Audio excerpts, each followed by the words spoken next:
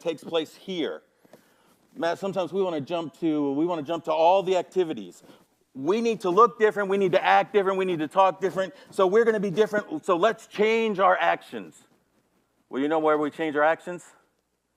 In the mind. It is what we think, it's how we view, it's what we desire, it's what we value. That determines our actions. The change has to take place here first. Romans chapter 12, very popular verses. We know these verses. Again, sister passage. Romans chapter 12, verse 1, I beseech you therefore, brethren, by the mercies of God, that you present your bodies a living sacrifice. Brother Bill, if you missed this is what he's about to say right here in verse 1. Walk worthy. Walk worthy of what you're called. Present your body a living sacrifice.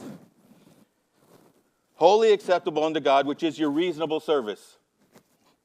Reasonable service. Walk worthy. And be not conformed to this world, but be ye transformed. How? By the renewing of your mind. And if you go through this passage, here you go, verse 3. For this I say, through the grace given unto me, that every man is among you, not think of himself more highly than he ought to think. Walk worthy, walk humbly.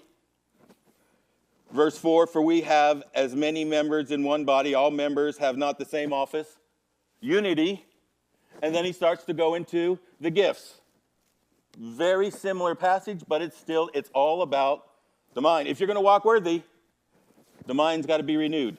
Colossians, if you're going to put off the old and put on the new, it's going to be done through a change in the knowledge. 2 Corinthians. Let's do 2 Corinthians 4 first, because it's first. 2 Corinthians 4:4, in whom the God of this world hath blinded the minds. That's the old man. Blind in the mind. 2 Corinthians chapter 10, verse 4. For the weapons of our warfare are not carnal, but mighty through God to the pulling down of strongholds. And just guess where these strongholds are? Well, if you're wondering, verse 5 tells us, casting down the imaginations and every high thing that exalteth itself against the knowledge of God, and bringing into captivity every thought, which takes place in the mind. Now, we still have a little bit to go. So much for being short. Because this is all the stuff we should have gotten over last week. And we're going to go take a look real quick in a minute. A warning in this area. But usually when people go to Romans chapter 1, or they read the verses we're going to get to here in Ephesians chapter 4, it's going to come out this way. This, Brother Bill, is a picture of those guys. Those guys, not even those bad Christian guys. This is a picture of the worldly guys. And it is. But it's also the picture of the newborn babe. Because the mind needs to be transformed. And it's transformed by the watching of the Word. And we can be saved for 40 years and not get that transforming of the mind because it's done through the Bible. And if it's not part of our life, as newborn babes desire the sincere milk that ye may. We have a lot of 40-year Christians with stunted growth. And I'll go so far as to say this. In independent fundamental Baptists, we have a lot of 40-year Christians who care more about KJV on the outside than every word on the inside. Let me tell you, the battle is for what's most needful, and that's what's inside those covers.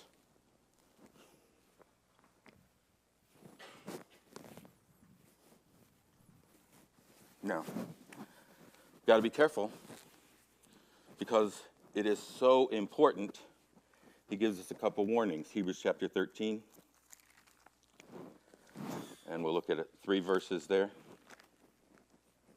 Hebrews 13, verse 7. Remember them which have rule over you, who have spoken unto you the word of God. Whose faith follow. Well, Brother Hank right there just gave us both things. Remember them which have rule over you, because they're feeding you, and whose faith follow, because they're leading you. Remember them who feed and lead. That's the responsibility of the teacher pastor. Verse 17, same chapter. Obey them that have rule over you, and submit yourselves, for they watch for your souls, as they that must give an account. It's one of the scariest things about ever standing behind any podium teaching the Word of God. It's one of the old illustrations. Spurgeon had some young preacher come to him complaining about having a small congregation. So he had a small congregation. He's like, "What? I'm working and I'm studying and this is just wrong. What do I need to do to grow in numbers?" And preacher, his response was, "Well, maybe you have the exact amount of numbers that you're able to give an account for, because it's more about what kind of Christian you're growing up than the number of people in the seats. The responsibility is to perfect, to mature the saints, to lead and feed." Anyway, so we get this picture here. And you can go through this chapter and you're going to see he talks about perfecting the saints. He talks about this picture of maturity. But now Hebrews, James, chapter 3.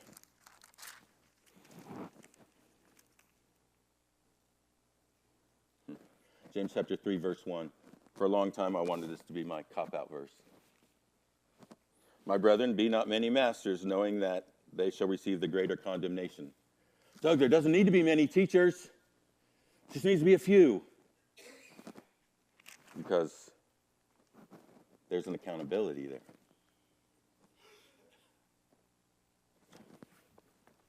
Sounds like I don't know if I'm called. Well, I'll do this all over again. Okay? We have one pastor. It's his job to lead and feed. It is not his job to carry out the ministry. It is all of our job to carry out the ministry. He just teaches us how. I've looked, I can't find a get out of jail verse. It's our responsibility. It's our responsibility to study. It's our responsibility to be ready to give every man an answer for the hope that is within us. And we need to understand the importance, because the most needful thing in the world is that answer. It's that reply. It's that word right there. That's why it's so important that we study to show ourselves approved, a workman. We need not to be ashamed. The power to change the world has been given to us. It is his word. Bruce, the question really is, how much do we value it? How much is it a part of our life?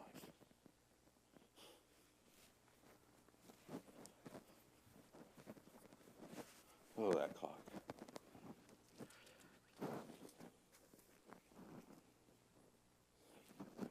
Same passage, by the way, just to throw this in. Bill, if you go to verse 13, you read like verse 13 through 18, it's going to give us the same picture we started with in Ephesians chapter 4. "Who is a wise man and endued with knowledge among you? Let him show out of good conversation his works with meekness and wisdom. Walk worthy," and it starts with humility. If you're going to be mature, if you're going to live like who you are, meekness and wisdom. And then it goes through, "But if you have bitter envying and strife in your hearts," ends up verse 17 this way, "But the wisdom that is from above is first pure, then peaceable, gentle, easy to be entreated, full of mercy and good fruits, without partiality, without hypocrisy." That's why, if I sounded mean, I really didn't mean to. But I do not think there is any option. I don't think there's any alternative. The power of transformation is the Word of God. And we are to be the people of the Word of God. Now, that's the setup. That's where we should have left off last week. Let's get rid of that. Let's get rid of that. Ephesians chapter 4.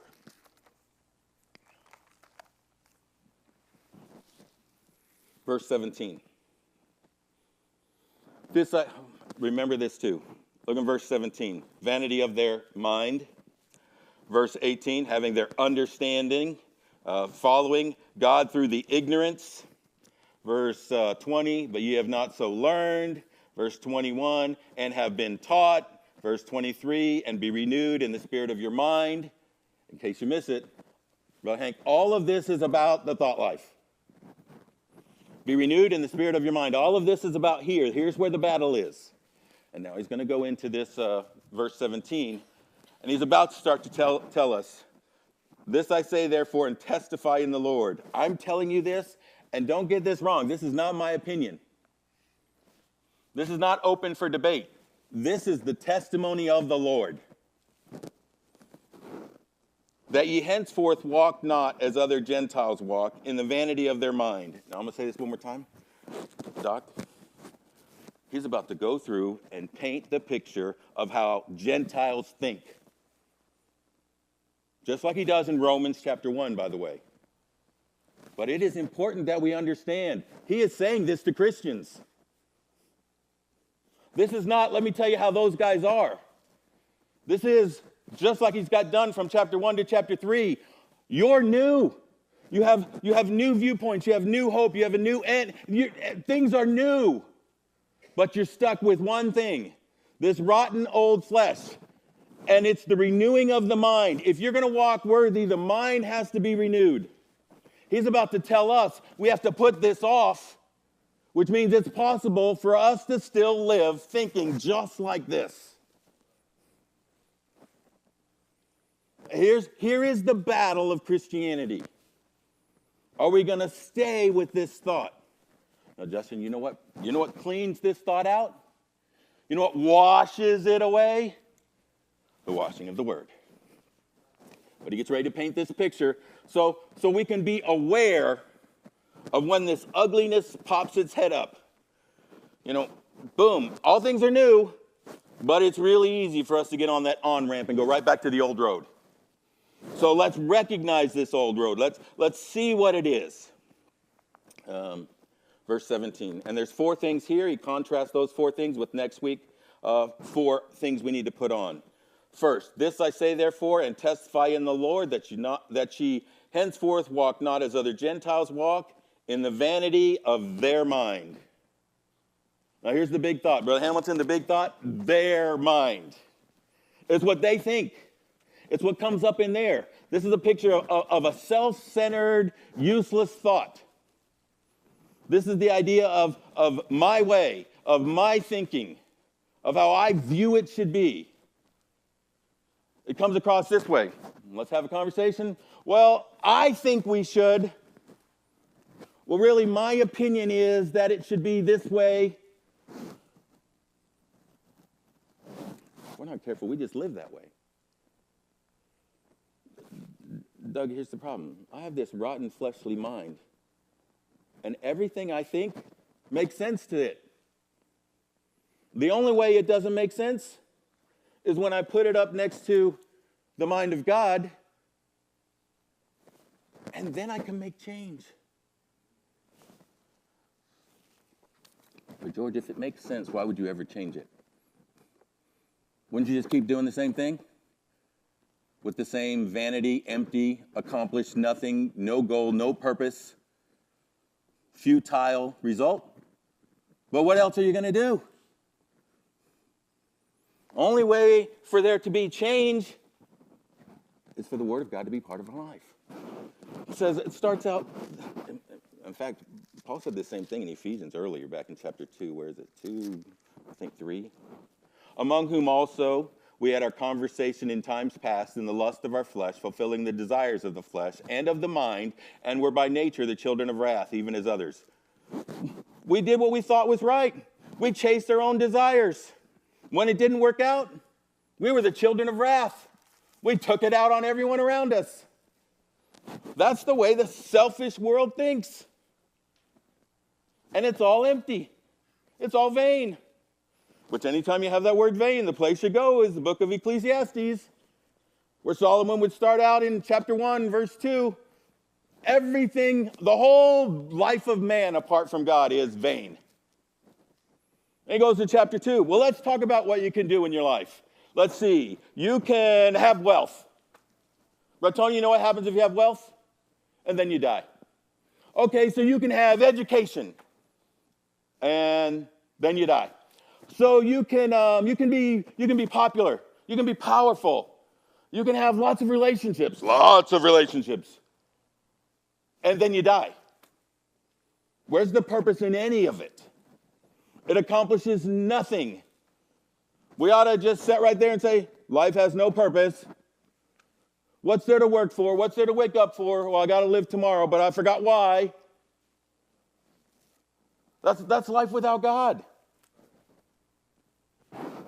Selfish, chasing desires, chasing my way, chasing my thought, accomplishes nothing. It's all empty. So, Matt, we go to the next thing and the next thing and the next thing, and we hide from depression, and we hide from reality, and we hide from the truth. And is it any wonder we take out all of our wrath and aggression on everyone else? Because what can we accomplish? It's all futile. It's all empty. Am I being mean again?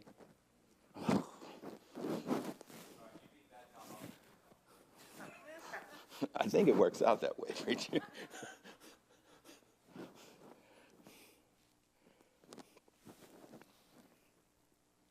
Christians aren't supposed to function that way.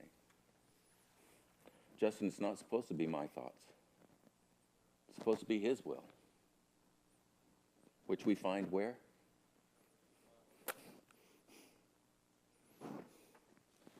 Verse 18.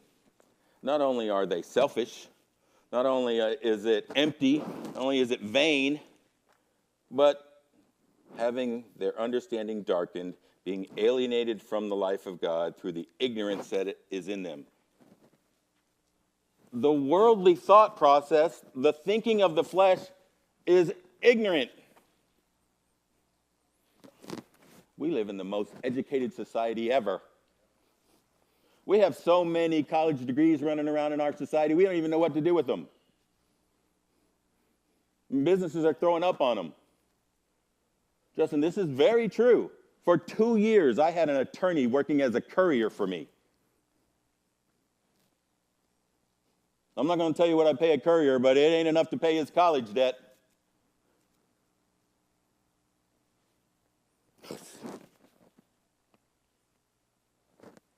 We are so educated, ever learning, and never coming to the knowledge of the truth. Blind, deceived. Just no hope. Useless mind, vain imaginations, thinking wise, acting like a fool, self-centered, useless, ignorant. And this idea of having their understanding darkened, I don't want to go all nerd out, but darkened is a perfect principle. Okay, what that means is it's an action with continuing results. So it was darkened, and it's going to continually be darkened. We won't understand. We won't know. Man willfully alienated from God. Man willfully is ignorant. Man willfully hardens his own heart. And here's the scary part. There's this picture. Brother Wayne, there's this picture that just goes straight back to Pharaoh. You know, you read in the Bible, it'll say, Pharaoh hardened his heart. Then it's going to say, Pharaoh hardened his heart. Then the next verse that talks about that, you know what it says? It says, God hardened Pharaoh's heart.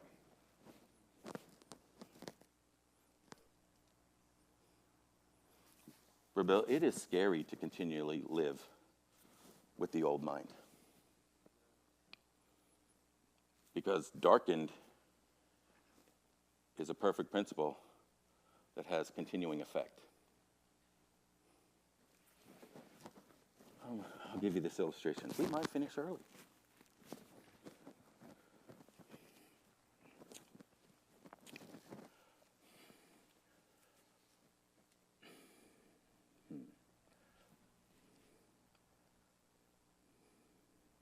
My dad, I try to use my dad because to use my dad, it's my home. And two, because he's passed away, so he can't get mad at me.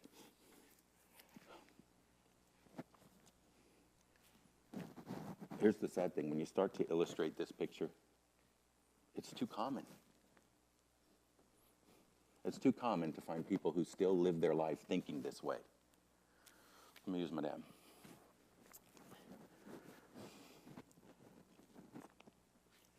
When I was about 8 years old, my brother's about 10. My little brother and sister, I don't know.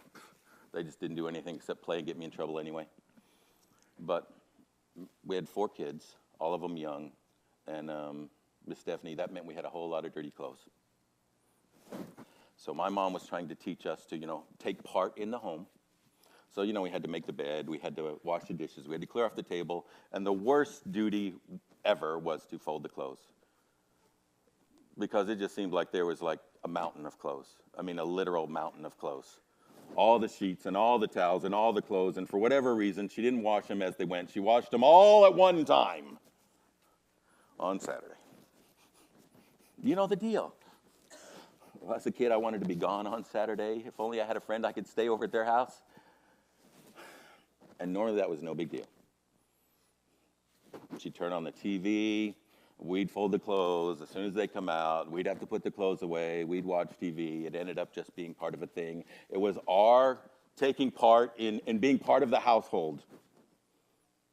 Well, every once in a while, my dad would have a terrible day. Ben, he would have a terrible day. I don't know if it was terrible at work or if it was just terrible. And you could always tell those days because they seemed like they were on the weekends when we want to have the most fun, as kids. And we're folding clothes, and he would just come out there stomping and storming and cussing, and we were terrified. And it always ended up, I hate these clothes all over the place. That was always the thing that he would turn his anger on right before he turned it on us. And then it usually would go with, you're just playing out here, the TV, and these should never be out here.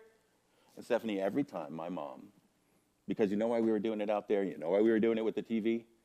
Because she tried to make it fun, and she tried to include it. So my mom would quietly say, Jerry, that's my fault. She was smart. She never tried to argue or contradict him in front of us, mostly because I think she was afraid of him. That's a terrible thing to do. It's a terrible thing as a man to say, I'm glad she's afraid of me. Who wants to bring terror into love? Perfect love casts out fear, because fear hath torment. The last thing I want is my wife to be tormented by me. But Bill, he would go berserk. And I mean berserk. Now, as an 8-year-old, you know what that means? You think I wanted to go hug berserk? You think I wanted to say, yes, sir? But my mom would say, they're out here because it's my fault. I had them come out here. And then his fury would turn on my mom. And usually, it would end up in something, I don't care what you said. Cuss, cuss, cuss, cuss, cuss. This is my house. It needs to be mine. You want to know, there are 2 dumb things no husband should ever say. Never say the word divorce, because you can't ever put it back. And the other thing, if you want her to be part of your home, if you want those kids to grow up in the home, don't start stomping around saying it's mine.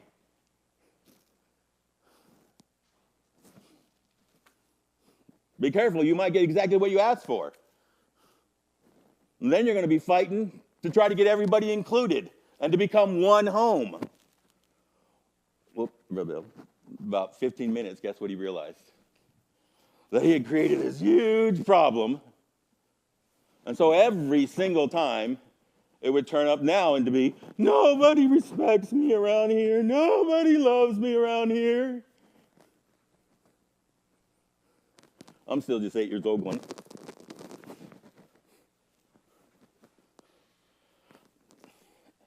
now, Brother Moore, this would be one thing if it happened a couple times and then he grew.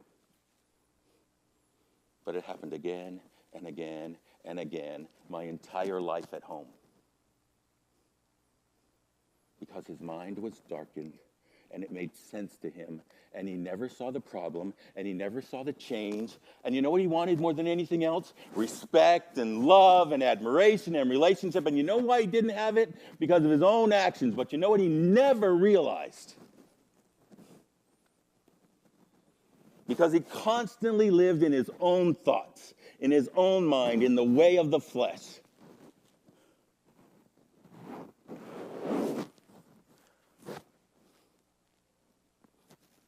give me that look again, Brother Bill. You know, we just left this picture of unity. You know where the unity comes from? Let this mind be in you. Where does that mind come from? The mind of God is in the Word of God. When we try to live apart from the Word of God, we're going to be living selfishly. I hate being told I'm being selfish. Well, if you're living apart from the Word of God's influence in your life, you're going to be living selfishly. In the vanity of your own mind, in the darkness of your own mind, you're not even going to know it or believe it.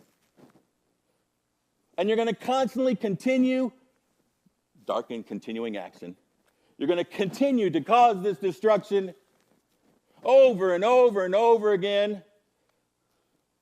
And the guilt will pop up. And 15 minutes later, you're going to rationalize it. You're going to justify it. You're going to tear it down. And then Pharaoh hardened his heart. Pharaoh hardened his heart. God hardened Pharaoh's heart.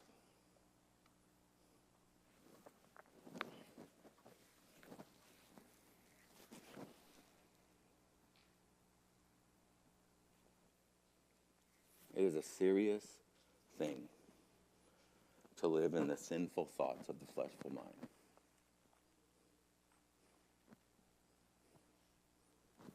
Brother Morty, we can say that, but we are willfully choosing to stay there. We are willfully choosing to deny the Word of God. That's a scary thing. Here, I'll give you this. I thought we were finished early. I'll give you this picture. It's a great picture of presumptuous sin. There's this guy named Samson. Brother Bill, he sinned and broke the pact. And it seemed like he got away with it. He sinned and broke the pact. Again, it seemed like he got away with it. Then he had this girlfriend. You know. She said, Samson, please tell me where you get your strength. So he toyed with her. This is the part we miss. He toyed with her. What he told her happened, and all of a sudden the Philistines showed up. Come on, think this through. So he laughed, went back to sleep. She asked him again. He toyed with her again. Matt, he woke up, it was done, and the Philistines were there.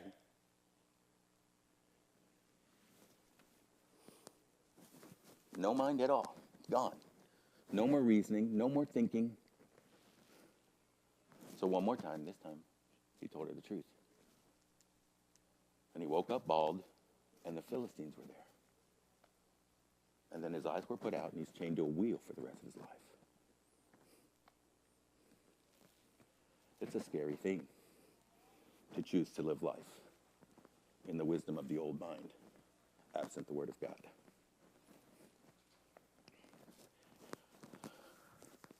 Third, verse 19. Who being past feeling have given themselves over to lasciviousness, to work all uncleanliness with greediness. Two things. Who being past feeling. You know, Matt, there's a point where, bad man does bad things, but you know what he does? He tries to hide it. He doesn't want everyone to know. It's when you say, get in the car right now. Because you're not going to have this conversation, nice, pleasant conversation outside. You're going to have it in the car after you leave, right? But what that says is you get to a place where you don't even care if people see. You've justified it so much that the guilt, the pressure, the wrong, it's not even there. A seared conscience. Brother Bill, how long have you been in church? There you go. You ever seen couples fight in church? I mean, in church. Yeah? Well, I'll tell you what happened. For years, they fought privately until they got past feeling. Now they don't care what people think anymore. I'll take it a little bit further. You know what happens? husband starts drinking. He'll hide it from the family for a little while until he gets past feeling. Then he doesn't care that they know. Guy has a problem with anger. He'll watch his words. He'll apologize.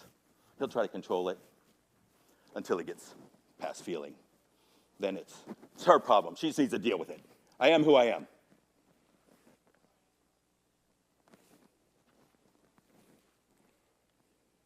You ever heard a Christian try to justify things like that? Yeah, me too. You know how sad that is. Past feeling. I'll hide my drugs. I'll hide my porn. I'll hide my anger. I'll hide and hide and hide until I get past feeling. Friends, well, how many of your kids you think live a life with things right out in front of them that should never be seen by anyone, let alone an 8-year-old? Because the selfish mind, the ignorant mind, will get past feeling. And then it goes on to say, full of lasciviousness, with greediness. Can't do enough. I'm going to hold on to my justification for anger, and I'm going to be angry all the time. No more regret, no more sorrow. I'm going to chase everything that's out there. Even though it's vain, even though it's empty. I'm going to chase, I'm going to promise, I'm going to intimidate. I'm going to. But Bill, every single one of them is empty, so what do you think happens? The next, and the next, and the next, and the next. Wow, the world's a mess. It is. But he's not writing this to the world. He's writing it to all the saints at Ephesus and those others also. Strong warning. He ends the warning this way. But ye have not so learned Christ. That's not how you're supposed to be. Verse 21, if so be that ye have heard him and have been taught by him as the truth is in Jesus, that you put off the former conversation, the old man, which is corrupt according to deceitful lust. And next week, God willing, we'll take a look at the for contrast. You put off the old. But Justin, we got to recognize the old. And then you put on the new. When you realize the old, okay, now there's no more justification. Now there's no more cover. Now there's no more rationalization. It's the old man. The old man is futile, it's empty, and it brings destruction. You have not so learned. There's new things in your life. All things are new. So let's live and walk worthy to the vocation wherewith you are called. Justin, close word in prayer.